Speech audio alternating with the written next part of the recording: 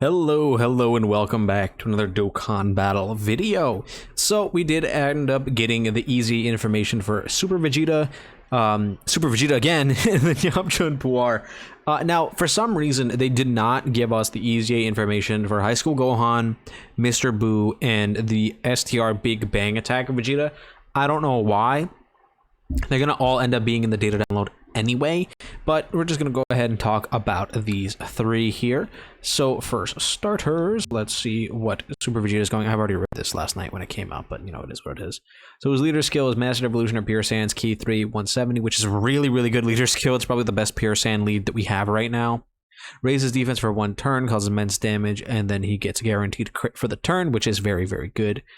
He gets 2 key 200% attack and defense at the start of turn. He gets guard for 5 turns. He gets an additional attack and defense 100% when performing a super attack. An additional attack and defense 50% up to 100% with each super attack performed. An additional attack and defense 50% within the same turn after receiving an attack. And he gets an additional attack and defense 50% permanent guard, and launches an additional super attack within the same turn after receiving attack when there's an enemy whose name includes Cell. Now, for some reason, that does not include Cell Max, which is weird, but it is what it is. And then he will also guaranteed stun his enemy attacked by his super attack. Now, I've seen a lot of people say that this guy's not very good. And to them, I just want you to say and think, he's going to be hitting so goddamn hard, right? You know, a lot of you are going to be like, oh, but what about, like, the AGL phase of the Beast Gohan fight in the blue zone? He's not going to be able to super attack there. True. But who can super attack there? The Tech Vegeta. And who's going to obliterate that AGL phase? Tech Vegeta.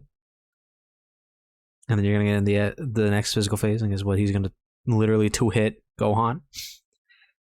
And I'm also thinking, right, say you're in a longer fight, like the Gogeta fight, right? You get him slot 2 or slot 3, or like in turn 3, right? He'll have his guard up for the majority of the fight, and then by the time you get to the end, he's on a team with AG or with physical blue Gogeta. You can just taunt, and then he's still gonna pump out like a 30 million attack stat guaranteed crit. Y'all are not seeing the vision with this guy. This guy is legitimately a monster. Is his defense not 2 billion plus with guard and dodge forever, right? No. Is he still going to be pumping out stupid amounts of damage? Yes. What are the build that I have for him? I'm pretty sure it's just full additional, which, like, is good, right? Is probably a solid option. But I also think if you went full dodge with him, that would also work really well. You just don't go crit. If you go crit all on this guy, why? You know what I mean? Like, it doesn't make sense.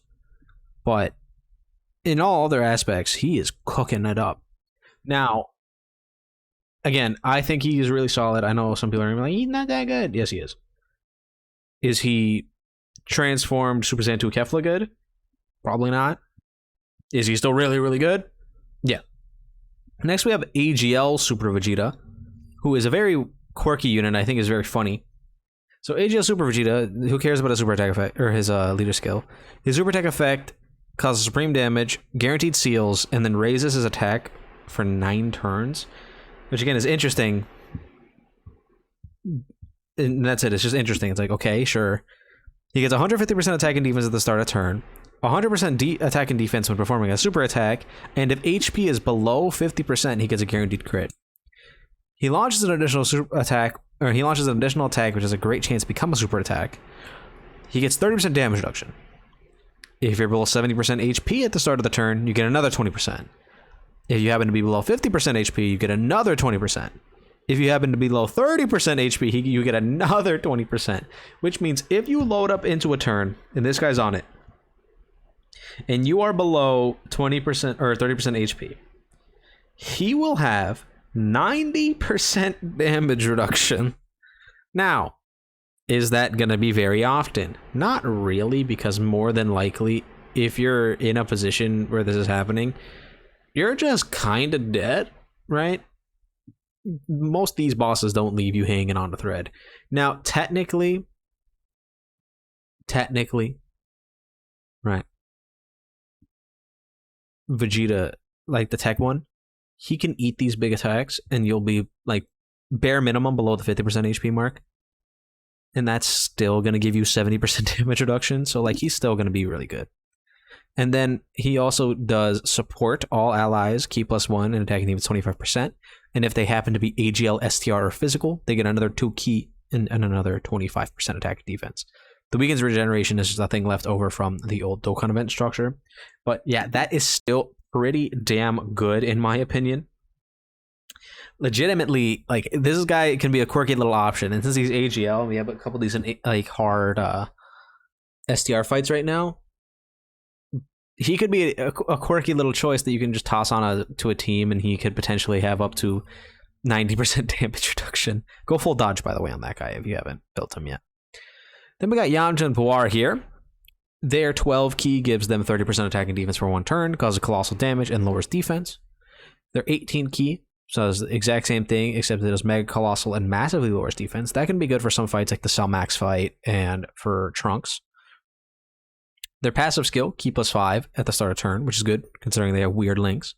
They get 150% attack and defense when performing a super attack, plus an additional attack and defense 100% if it's an ultra super attack. So no start of turn stats, which is a little sad, but it is what it is. Launches an additional attack, which has a high chance of becoming a super attack, which is good. Launches an additional attack, which has a high chance of becoming a super attack when there's another joined forces category ally attacking in the same turn. Really easy to get. There's a lot of really good joined forces right now. Mainly STR Vegeta. This is the main one. He gets defense plus 150%, and character will be stunned when there's a Peppy Gal category enemy. So he's not completely worthless if, if you're fighting a Peppy Gal now. And he gets key +3 and attack plus 150%, and 50% chance to dodge when there are no Peppy Gal category enemies, which is 99% of the time. Right? So this guy can potentially quad super, gets defense on every single one of those super attacks, has 50% chance to dodge, and is presumably going to be hitting roughly like 12 million attack stats into like a couple 8 millions. For a free-to-play LR, this is pretty good. I've been link living this guy. I have him full crit, which is because I like Yamcha. So I decided to give him full crit in like 2022, or not even 2020, like 1 or something when he came out, right? I gave him full crit, and I think he's funny. I've also been recently rewatching the entirety of Dragon Ball, and this fight, this like card takes from a lot of different fights. Like it takes from the Baba's Fighters tournament. It takes from his first fight with Goku. There's a lot of interesting little things from this card, and I like it a lot. Also, I think it has probably one of the best like actual LR artworks in the entire game. So this card being usable is legitimately really, really good for me, just because I like Yamcha a lot, and I think this is a cool card, and the fact that it's good makes me happy. Now, I think optimally for Yamcha, what would be good is if we had a new type of like Earthling team where you can run this guy, because the Earthbred fighters, both of the leaders being 1 into Yamcha and 2 Tech 23rd World Tournament Goku, right? They've kind of fallen off a little bit. They're still usable in some fights, but it's just the abuse that they're either going to be getting from these really, really hard-hitting enemies is not something that they can really handle. So Yamcha would really benefit from another Earthling who can share a lot of those Earthling links with him, and is also going to be able to like comfortably sit in like slot 3, right?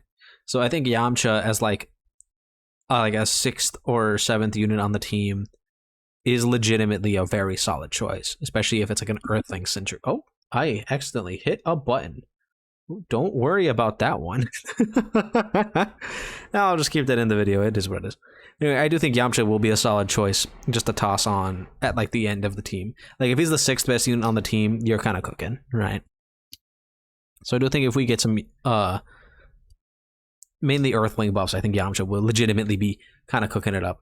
Anyway, that's pretty much all of the EZAs that we got last night. Again, I do expect us to see High School Gohan as well as the STR Big Bang Super Vegeta, Super Saiyan Vegeta, and Mr. Buu once the data download does go live, because they should be pretty much the reward cards for the World Tournament that will be happening from tomorrow to Sunday. So again, let me know how you guys feel about STR Super Vegeta, AGL Super Vegeta, and Yamcha and Puar in the comments down below. Don't forget to like and subscribe, and I'll see you guys all in the next one.